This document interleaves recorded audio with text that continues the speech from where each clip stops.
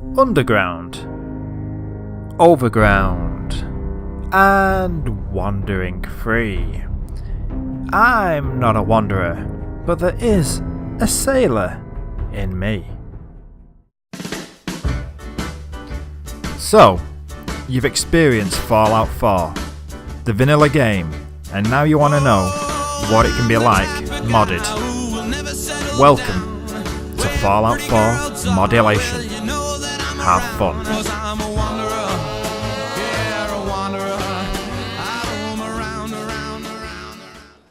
First up today, I have a mod that many people probably didn't expect would get made, because of the settlement builder mode that now incorporates itself into the Fallout universe in Fallout 4, and that is a house mod.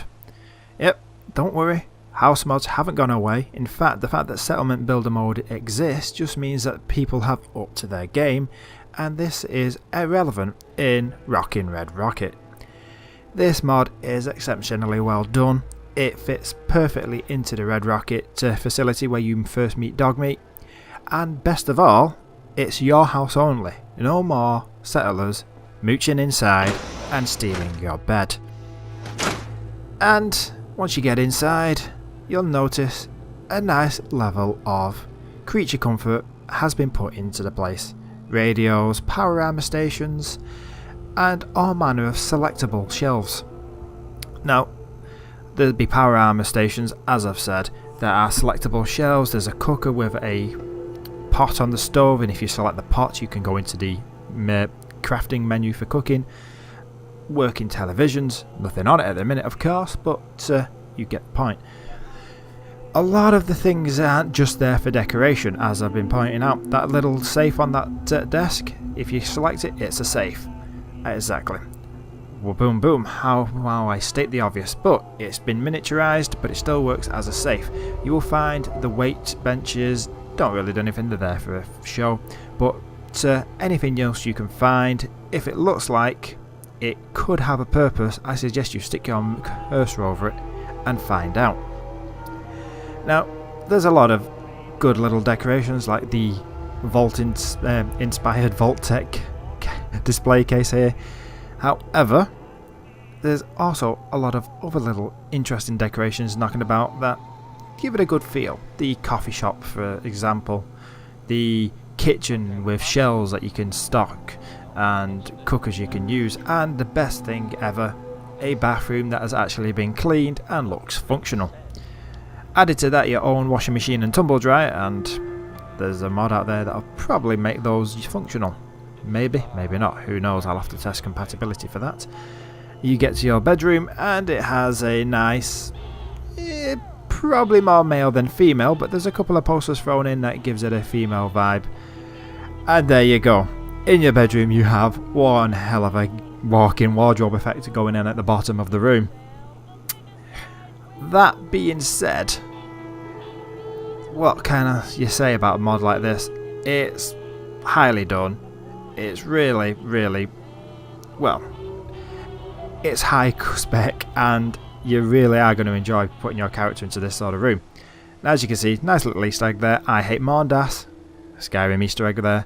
However, if you were a fool like me and left something in here that you shouldn't, like my power armor, you can access the old Red Rocket building, go inside, pick up what you need, or even if you want to go and read the computer in the back room, and then press the button and you get back outside. Overall, high spec mod, fits nicely into the Red Rocket facility. You can still build a settlement around it, and you've got your own unique house the NPCs won't invade. Love it. Next up, we have a mod called Basement Living, Bunker and Basement Player Homes, with their own functioning workshops. Now, this mod gives you 10 unique bunker doors, and you can place them anywhere you want in the world as long as it's inside a settlement. However, as you can see, if you place two of the same door, the previous door will be deleted, and that works regardless of where you are. So if you're in the castle and you decide to place down the bunker door that you previously placed here in the Red Rocket facility, the Red Rocket facility door will be deleted. Now, inside, every bunker comes with its own interior controls panel and fuse box, and the fuse box will give you 100 electric, so it's not too bad. 100 power, 100 electrical power. That's quite powerful, as we would expect. However, with the latest mods like Workshop and all the rest of them, you might not have as much power as you once thought. However, the beauty of these bunkers is that you can pretty much delete everything in Workshop mode and redecorate them to your heart's content for your liking.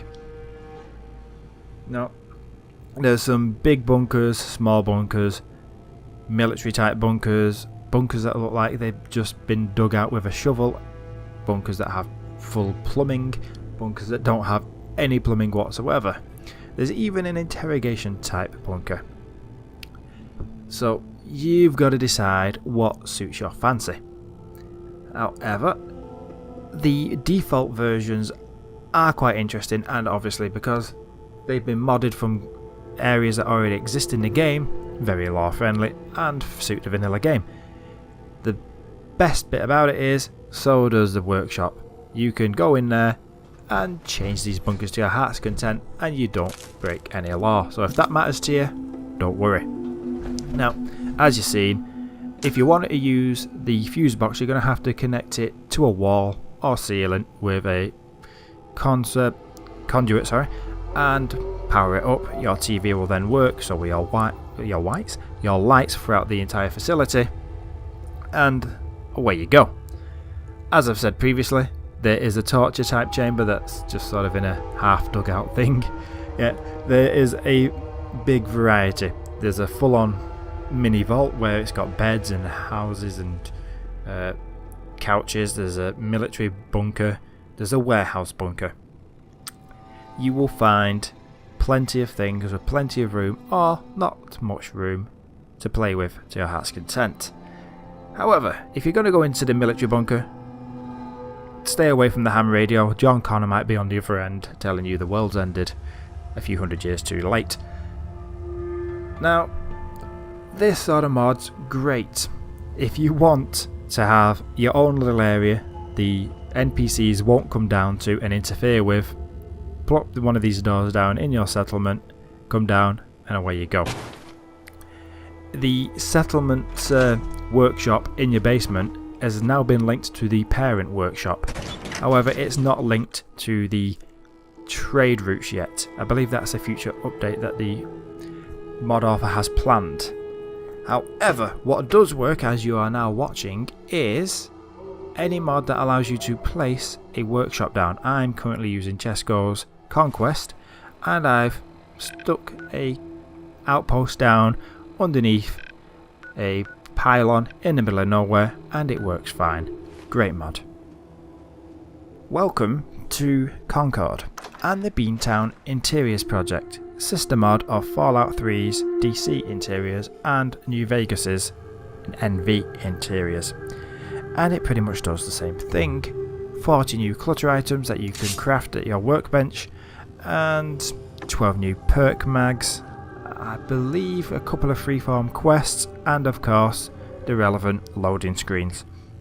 So if you want to go and traipse through the waste or the more, finding even more unique and wonderful junk to build your wooden walls with, be warned, this mod has some defenders. Now, yeah, it's just more rats for the minute, but I am in the Concord area. It's still the lowest level area for the game.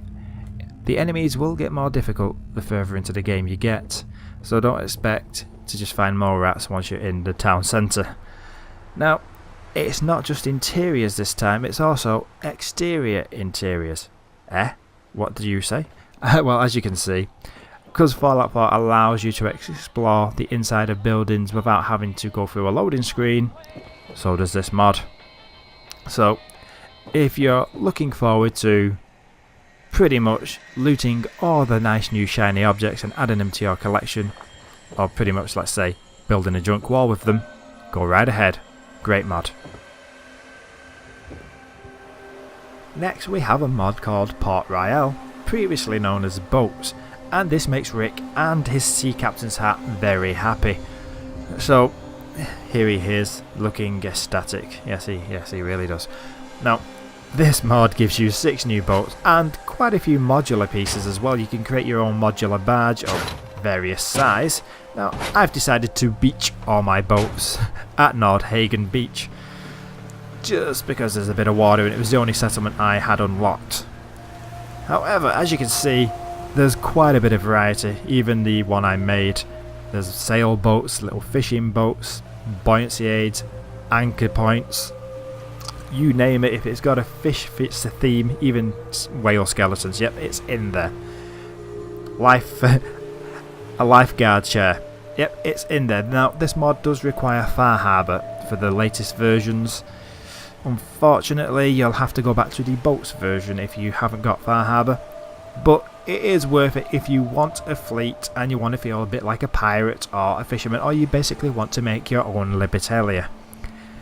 So if you want your settlement and you want all the fish themed and you don't want to be a landlubber, go right ahead and get this downloaded and installed. Now you're gonna have to find a settlement with access to a lot of water, obviously, and I also found it easier with the Place Everywhere mod, so that the boat wasn't being too problematic lining up with the water.